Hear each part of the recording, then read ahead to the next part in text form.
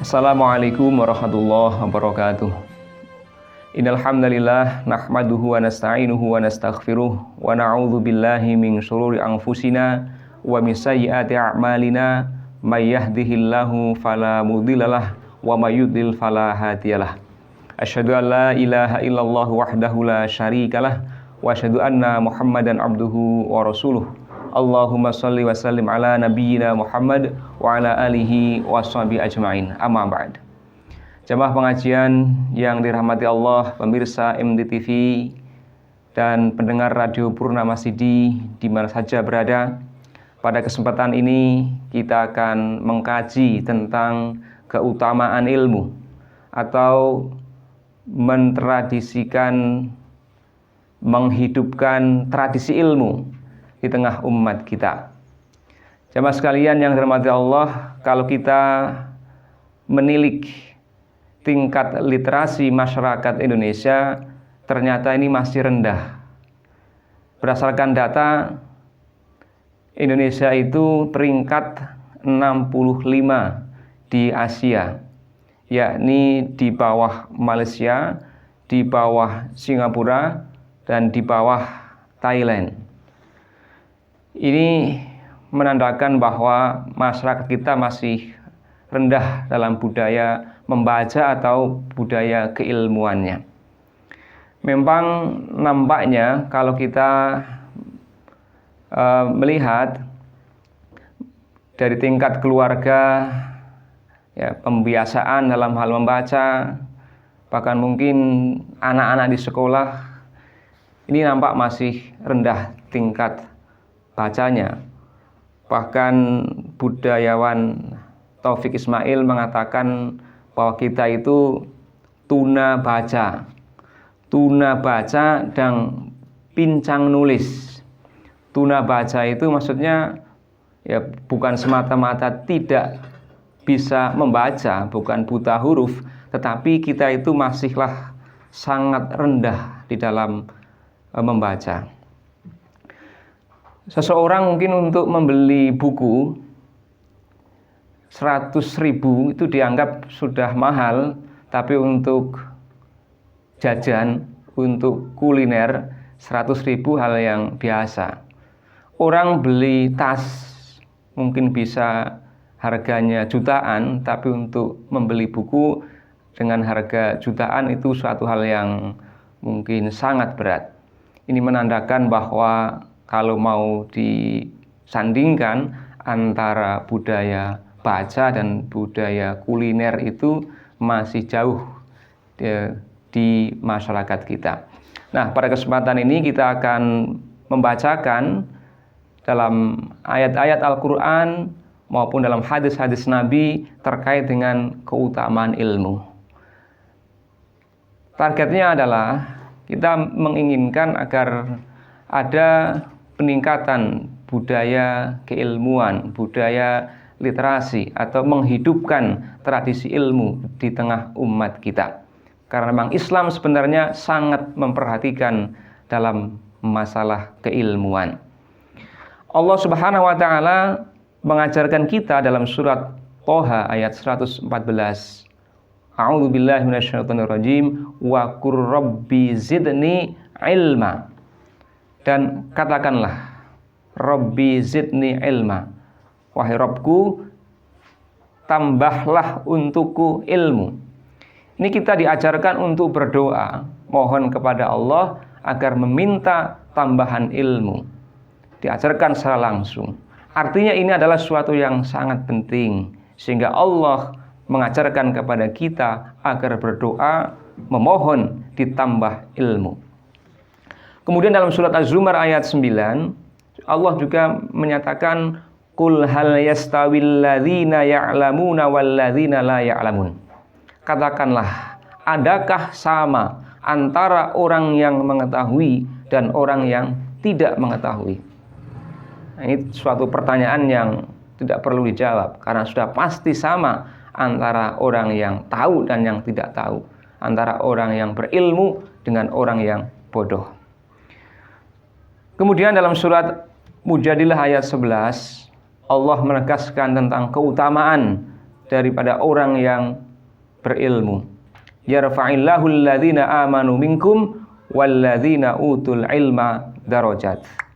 Allah meninggikan orang-orang yang beriman di antara kalian dan juga orang yang berilmu dengan beberapa derajat. Kemudian dalam surat Fatir ayat 28 Allah menegaskan innama yakhshallaha min ibadihil ulama. Hanya saja atau sungguh hanya yang takut kepada Allah di antara hamba Allah itu adalah al-ulama. Jadi orang yang berilmu. Jamaah pengajian yang dirahmati Allah, pemirsa MDTV, pendengar radio Purnama Sidi di mana saja berada. Kemudian dalam banyak hadis kita diarahkan dan dimotivasi oleh Rasulullah agar konsen terhadap ilmu ini. Tentang keutamaan ilmu dalam hadis Rasulullah mengatakan may yuridillahu bihi khairan yufaqihu fiddin. Barang siapa yang Allah kehendaki kebaikan padanya, maka Allah pasti memahamkan kepadanya dalam urusan agama ini. Yufaqihu fiddin. Allah faqihkan, Allah fahamkan dalam urusan agamanya. Jadi orang yang punya kefakihan dalam agama, pemahaman dalam agama, itu adalah orang yang dikehendaki oleh Allah untuk mendapatkan kebaikan. Dan dalam hal ilmu ini kita mestinya berlomba-lomba untuk meraih ilmu setinggi-tingginya. Bahkan kita diperbolehkan iri terhadap seseorang karena keilmuannya. Kalau iri orang punya harta, punya mobil, punya fasilitas dalam kehidupan ini yang banyak, iri itu mungkin tercela sifatnya. Tapi kalau dalam hal seseorang memiliki ilmu, kemudian kita merasa iri ingin memiliki ilmu yang seperti itu, bahkan itu adalah suatu yang diperbolehkan. La hasada illa fitnataini, kata Rasulullah. Tidak ada hasad kecuali dalam dua perkara. Yakni diantaranya adalah rajulun atahu Allahul hikmah fahuwa yaqdi biha wa yu'allimuha.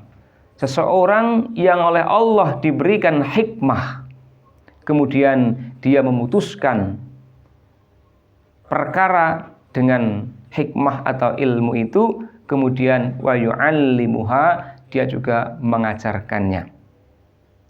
Ini sehingga kita diperkenankan dalam hal keilmuan ini untuk iri kepada orang lain yang mungkin derajat keilmuannya di atas kita. Selanjutnya, bahwa Rasulullah menggambarkan dirinya dengan Al-Quran yang diturunkan kepadanya itu seperti air hujan yang kemudian diterima bumi ini. Yang ternyata bumi ini memiliki beberapa karakter, sifat, atau golongan. Ini untuk mengumpamakan respon seseorang terhadap ilmu. Ada yang disebutkan seperti tanah yang subur, yang kemudian menyerap air, itu selanjutnya menumbuhkan berbagai macam tumbuh-tumbuhan yang bermanfaat buat kehidupan. Ada juga orang yang responnya itu seperti tanah yang kering, tapi sanggup untuk menampung air. Yang dengannya, karena air itu tertampung di tanah tersebut, maka orang bisa datang untuk mengambil air, mengambil manfaat.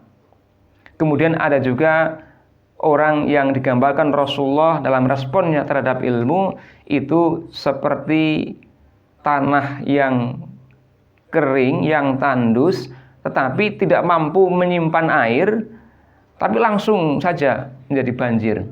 Nah, ini suatu yang orang itu tidak peduli terhadap ilmu, sehingga tidak ada manfaatnya ilmu diturunkan kepadanya.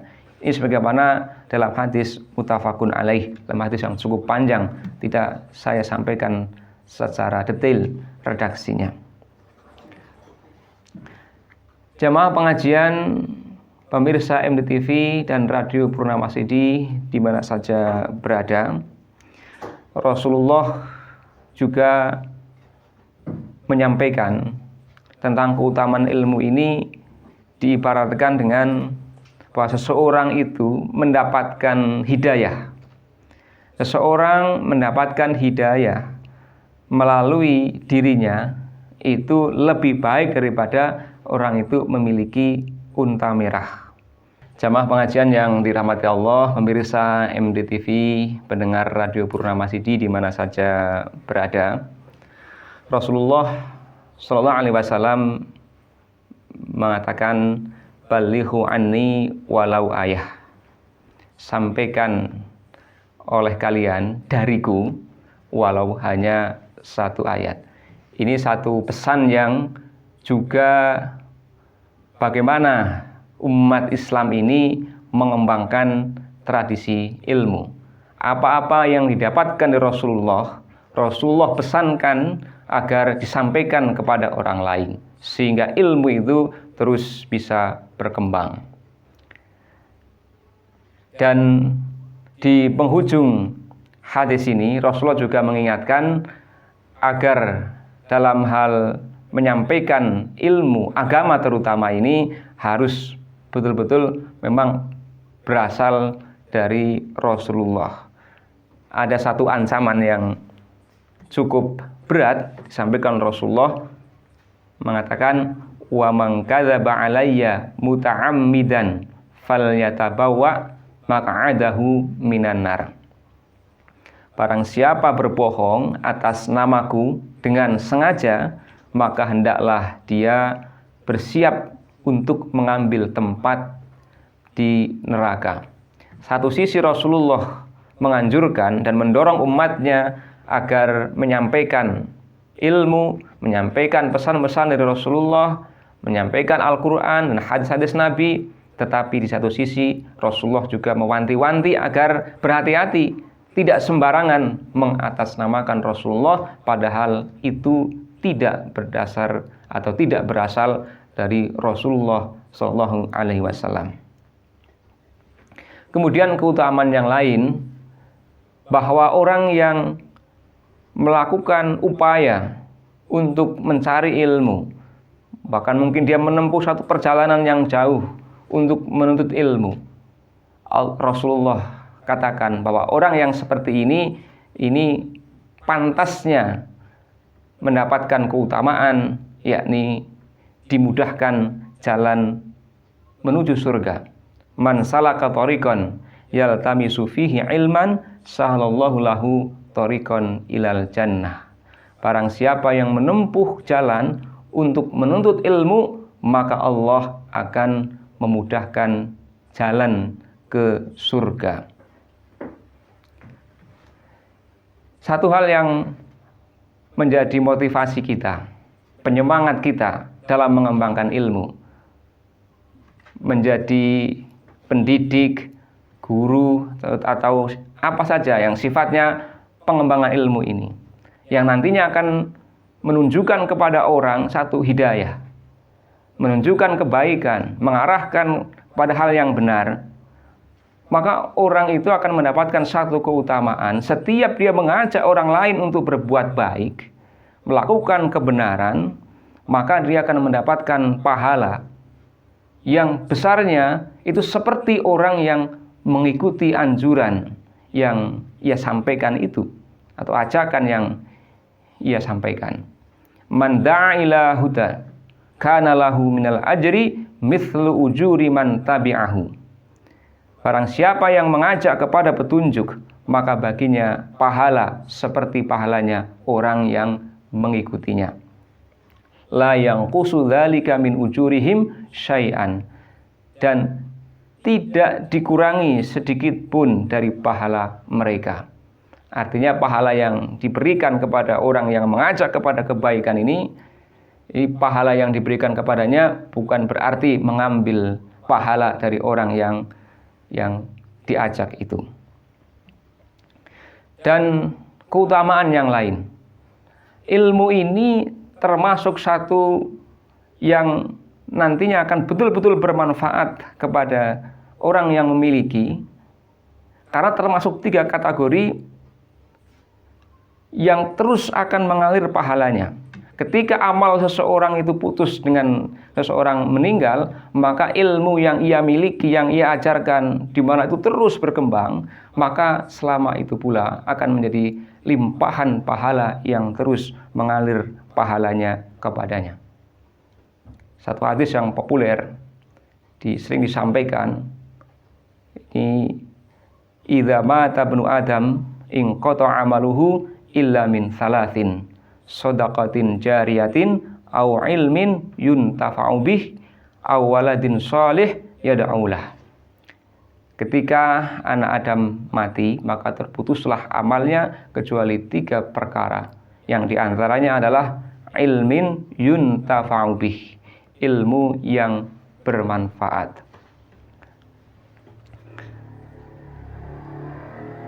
Jamaah pengajian yang dirahmati Allah, pemirsa MDTV, pendengar radio Purnama Sidi, dunia dengan segala kesenangannya yang kita cenderung senang terhadapnya, bahkan terkadang kita melakukan aktivitas dalam bingkai ilmu saja, seringkali tujuannya ternyata dunia.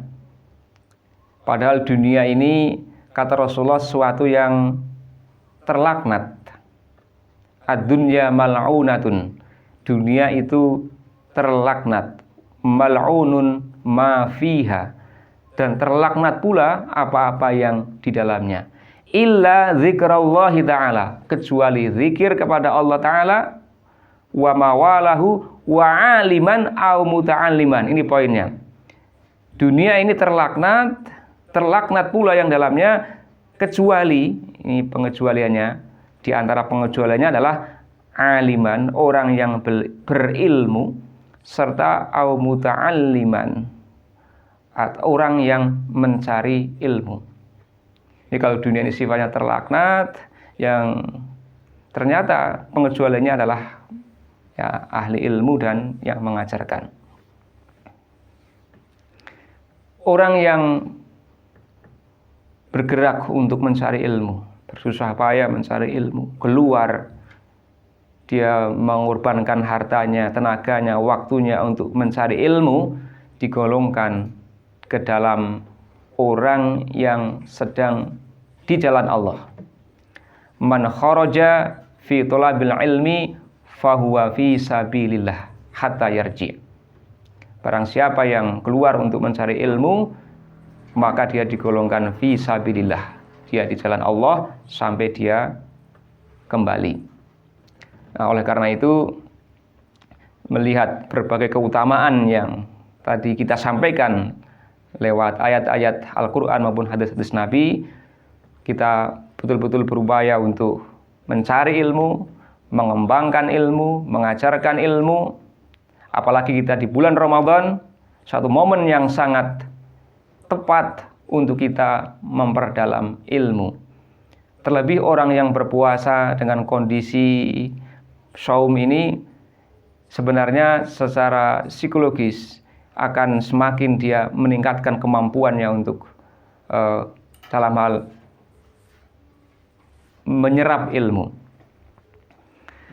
Kita tidak boleh merasa bangga, merasa puas dengan ilmu yang telah kita peroleh. Meskipun mungkin sudah sarjana, sudah S2, bahkan mungkin doktor sekalipun, seseorang tidaklah boleh merasa puas. Ilmu Allah itu sedemikian luasnya.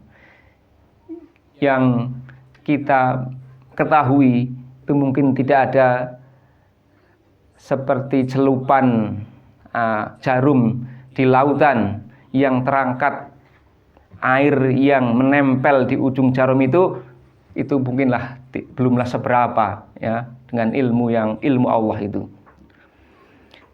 Oleh karena itu Rasulullah mengingatkan, la yashba'a mu'minun min khairin hatta yakuna muntahahul jannah.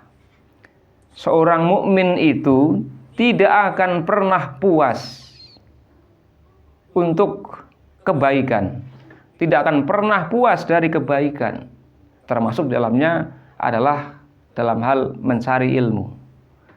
Seorang muslim itu tidak akan puas. Sampai kapan? Sampai endingnya, puncaknya dia ke surga. Hatta yakuna muntahahul jannah. Sampai puncaknya dia di surga. Orang yang nuntut ilmu bahkan akan didoakan oleh para malaikat dan juga para penghuni bumi ini, sampai dengan semut yang di lubang, kemudian ikan-ikan yang di lautan, mereka mendoakan kepada orang yang mencari ilmu. Ini tersebut dalam hadis riwayat Tirmidzi. Jamaah sekalian yang dirahmati Allah, maka sekali lagi dalam kesempatan bulan Ramadan, kesempatan yang bagus untuk kita melakukan banyak aktivitas ibadah dan juga aktivitas keilmuan. Kita gunakan sebaik-baiknya, selain dengan berpuasa Ramadan, memperbanyak zikir, sholat-sholat sunnah, kita gunakan untuk banyak membaca. Kemudian yang terakhir, dalam rangka menghidupkan tradisi ilmu, kalau kita baca dalam peradaban Islam itu ditopang dengan wakaf dalam kaitannya dengan pengembangan ilmu. Khalifah dalam sejarah Islam itu sering mewakafkan hartanya dalam hal untuk mendirikan perpustakaan, untuk menerjemahkan buku-buku dari Yunani, dari Persia, dalam rangka menumbuhkan budaya ilmu dalam Islam. Oleh karena itu, pada kesempatan ini kami juga ingin menyampaikan amanat dari Lazismu Wonosobo untuk menyalurkan amal kita, zakat, infak, sedekah maupun wakaf kita melalui Lazismu Wonosobo. Lazismu adalah lembaga amil zakat nasional yang berkhidmat dalam pemberdayaan masyarakat melalui pendayagunaan secara produktif dana zakat, infak, wakaf, dan dana kedermawanan lainnya, baik perorangan, lembaga, perusahaan, atau instansi. Lazismu Wonosobo memiliki visi menjadi lembaga amil zakat terpercaya dengan misi dan strateginya optimalisasi pengelolaan ZISKA yang amanah, profesional, dan transparan. Optimalisasi pendayagunaan ZISKA yang kreatif, inovatif, dan produktif, serta optimalisasi pelayanan donatur. Banyak program yang dikembangkan, ada pilar ekonomi, peternakan, tani bangkit, kemudian pilar pendidikan, beasiswa menteri, beasiswa sang surya, beasiswa mentari, beasiswa sang surya, bakti guru, ada 1000 gota gerakan orang tua asuh, ada pilar kesehatan, peduli kesehatan, Wonosobo Mobile Clinic, Bank Darah Lazismu, dan lain sebagainya. Ada pemberdayaan UMKM, Indonesia Siaga, bidang dakwah, ini yang kaitannya dengan ilmu tadi. Ya, back to masjid, pemberdayaan mu'alaf, TTQ, Taman Tahfidz Al-Quran, dan lain-lain. Secara dan juga pilar rutin, ya, kampung berkemajuan, 1000 kado Ramadan, kurbanmu, serta pilar sosial kemanusiaan, ada Wonosobo air bersih dan bedah rumah. Ini diantara program-program Lazismu Wonosobo di tahun 2021 ini. Maka mari tumbuhkan keberkahan harta dengan zakat, salurkan zakat jamaah sekalian melalui Azizmu Wonosobo ke rekening Bank BRI nomor rekening 0112 01 001 200 569 atau Bank Jateng di nomor rekening 2023 154806 atau Bank Muamalat dengan nomor rekening 509 000 6973. Untuk konfirmasi lebih lanjut bisa melalui telepon 0812 2538 1105 atau bisa datang langsung ke Azizmu Wonosobo di Komplek Radio Purnama Sidi, Jalan Pangeran Diponegoro nomor 1A, Longkrang, Wonosobo. Demikian yang bisa kami sampaikan, kurang lebihnya mohon maaf. Billahi taufiq wal hidayah. Wassalamualaikum warahmatullahi wabarakatuh.